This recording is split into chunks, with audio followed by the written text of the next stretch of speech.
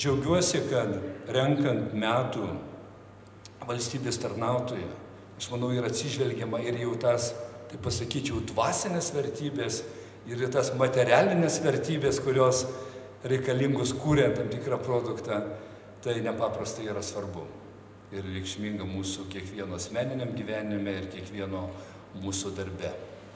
Nes tasai biurokratizmas, apie kurį kai kada kalbama, koks jo vaidmuo, tai aš labai paprastai atsakau, kad mes turim tame procese užtrukti kuo trumpiau, pirmiausia, racionaliai planuojant, efektyviai naudojant ir parodant rezultatą.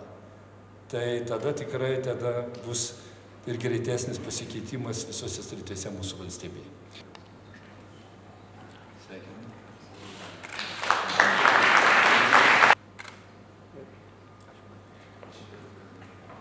Galbūt pradėsiu nuo to, jog jaučiuosi jau valstybės tarnybos veteranas.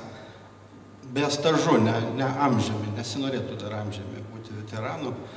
Iš tikro, 25 jau su trupučiu metų praleisti valstybės tarnyboje duoda tokių prisiminimui minčių, žvelgiant į tą mūsų nepriklausomos Lietuvos valstybės tarnybos raidą.